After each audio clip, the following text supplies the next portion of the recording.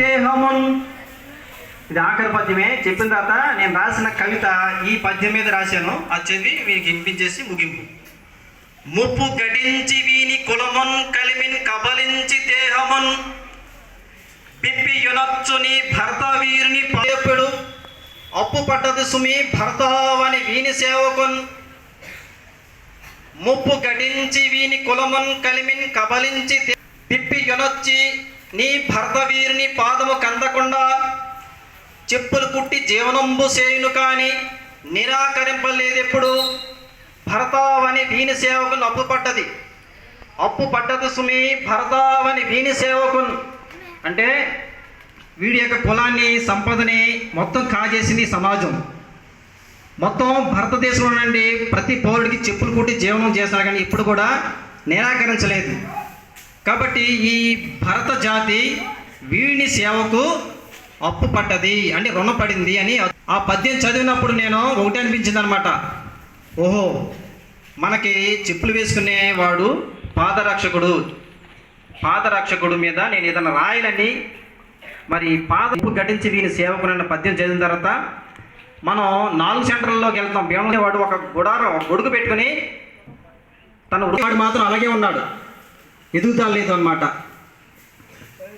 కాబట్టి మనం ఎప్పుడైనా సరే అటువంటి వృత్తిదారుల దగ్గరికి వెళ్తే ఒక చెప్పులు కుట్టుకునేవాడే కాదు, ఒక కొండలు కర్షకులు వృత్తిదారుల దగ్గరికి వెళ్తే మనం గౌరవించాలి. మన దగ్గరికి పనిచేశారు కదా అనేసి చులకంగా మాట్లాడకూడదు అనమాట. జాషువా గారు చెప్పింది ఇదే.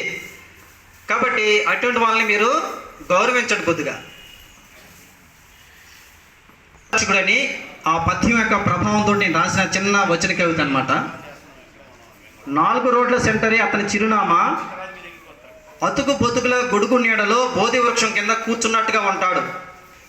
జీవితమనే చాపను పరుచుకొని తన పనిముట్లు సర్దుకున్న తీరు వస్తు ప్రదర్శనశాలను తలపిస్తుంది. ఎవరి జేబులను వెతకడు, తన భేద చూపంతా రోడ్డుపై వెళ్తున్న పాదచారుల పాదరక్షకాలపైనే.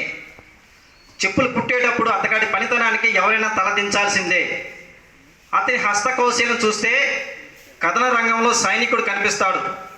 ఏ చెప్పులైనా అతగాడి చేతి స్పర్శతో తలతల మెరవాల్సిందే. పాదరక్షకులు పుట్టాక తమకు తోసింది ఇమ్మన్నప్పుడు అతడి వినయానికి విజ్ఞులు ఎవరైనా ఫిదా అవ్వాల్సిందే.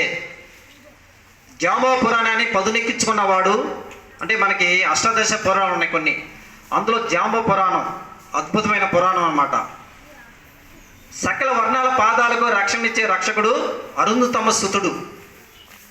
తన కంఠానితో అంటే ఇక్కడ చెప్పులు కుట్టుకునేవాడు యొక్క సామాగ్రిని నేను ఇక్కడ కవితలో వర్ణించానమాట. కంఠాని ఉంటుందన్నమాట. అతను చెప్పులు కుట్టేటప్పుడు ఒకసారి చూడండి మీరు ఎప్పుడన్నా. అతనికి ఏకాగ్రత, అతని యొక్క హస్త కౌశల్యం, తన కంఠానితో తెగిన చెప్పులను సరిచేసినట్టే తెగిన జీవితాల బంధాలను సరిచేసే నీలాంటి ఇరుసు కావాలి నేటి సమాజానికి.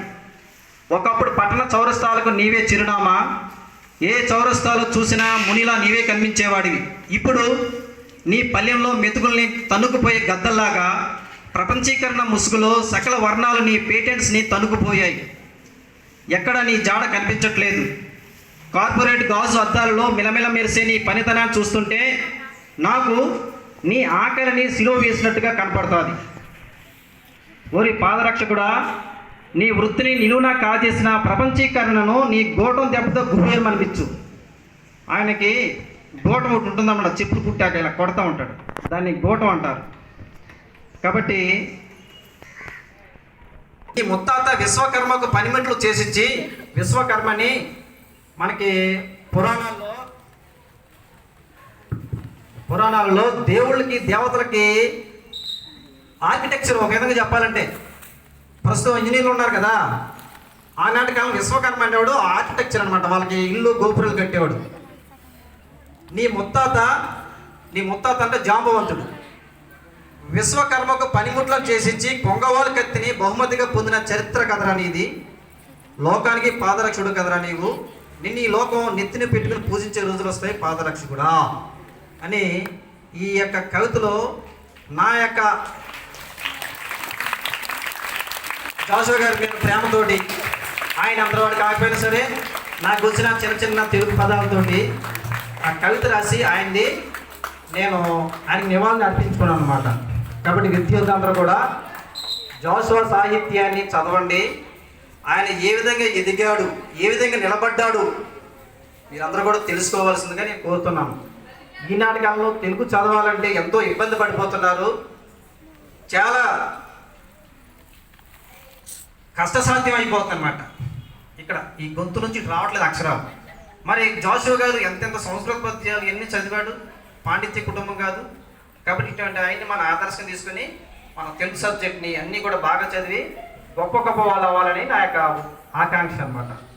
ఈ అర్ధగంట చక్కగా కూర్చున్నందుకు మరి మీరందరూ కూడా నేను చెప్పింది, ఇక్కడ విద్యార్థులు చెప్పింది, అందరూ రమేష్ మాస్టర్ చెప్పింది మీరు కూడా గ్రహించుకొని మరొకసారి మీ అందరూ కూడా 128వ జయంతి మన పాఠశాల ప్రభుత్వం రేపు సెలవు అన్నమాట.